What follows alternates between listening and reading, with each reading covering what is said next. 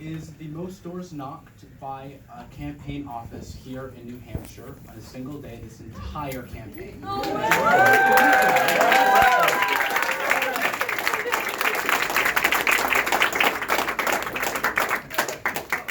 I want to take a few minutes today to honor a good friend of many of us here, Al Johnson. Unfortunately, he passed away about a week and a half ago on New Year's Day, 2020. Now I know a lot of us here knew him well. I first met Al back in July. It was my first time ever getting involved in a political campaign. We came up here to the office. Actually, the first time I met him was here. I learned at the time that he had stage 4 cancer. And we would oftentimes drive up together from Massachusetts to come knock doors. We were canvassing partners a lot of the times. And as his health got worse, he would drive me door to door in more rural parts, and he wasn't quite strong enough to keep canvassing, but he'd let me go knock the doors and drive me door to door. And yet again, as his health further declined, he started making as many calls for Bernie as he could. I know it was very sad for all of us as his health took a turn for the worse in late December, but he stayed strong nonetheless. He actually ended up making, right before he went into intensive care, a couple days before he passed away, he made 200 calls for Bernie from his hospital bed.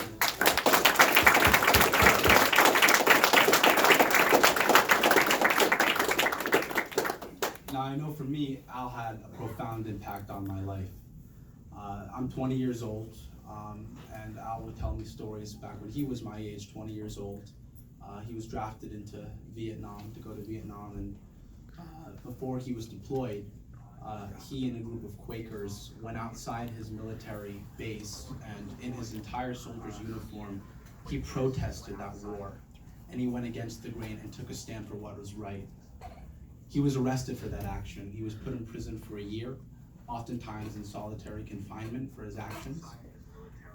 And he ended up actually receiving an honorable discharge, thanks to much advocacy from the Quakers. And in my view, what he did was the right thing to protest a wrong and unjustified war.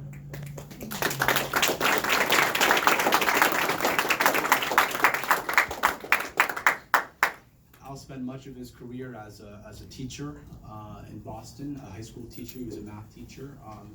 He was a very dedicated mentor to a lot of his students. He would stay after hours, tutoring students, helping them pass their MCAS exams.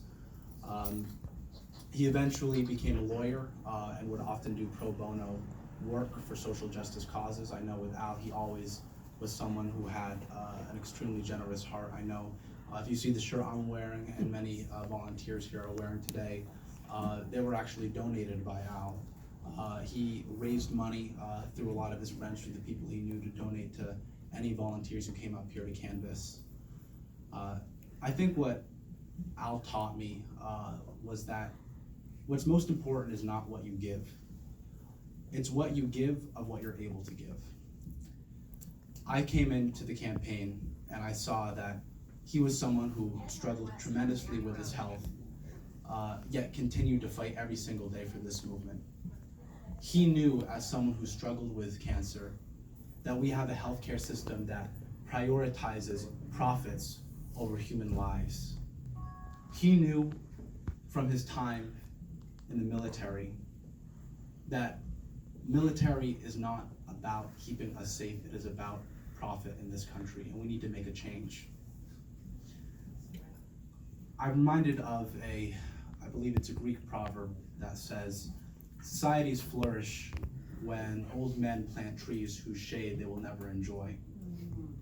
And I very much believe that applies to Al. He was someone who, from the moment I met him, he knew he wasn't going to live very long. It saddens me because he told me that his one hope for the rest of his life was that he would live long enough to see Bernie Sanders elected president. But nonetheless, regardless of whether he knew he was going to survive or not, he fought every single day tooth and nail. And that really pushed me, as someone who's 20 years old who doesn't have cancer, fight as hard as I could every day for this movement.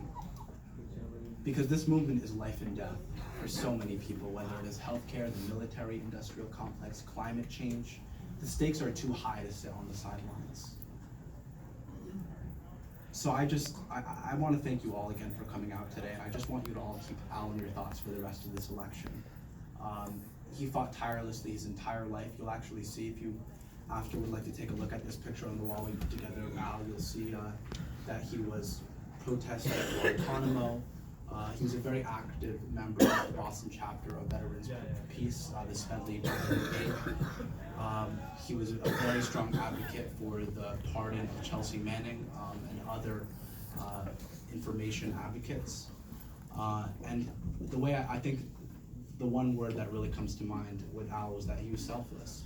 He always, even till the end, I mean, I think most people who were struggling with the health difficulties, or a lot of people who were struggling with the health difficulties Al did, they might give up or they might not feel so motivated to do what he did. And I think with Al, he really fought as hard as he could.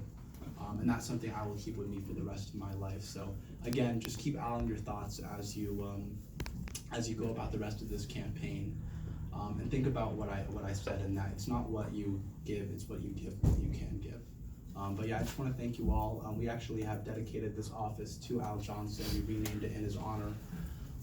And I know his spirit is with us. So yeah, thank you all. And now I would like to introduce Randy Bryce.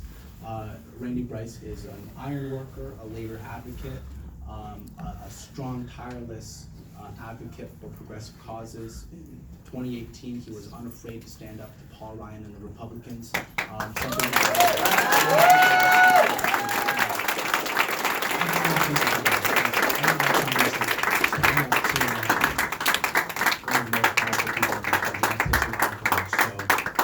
Without further ado, Randy Bryce, give him a warm natural welcome.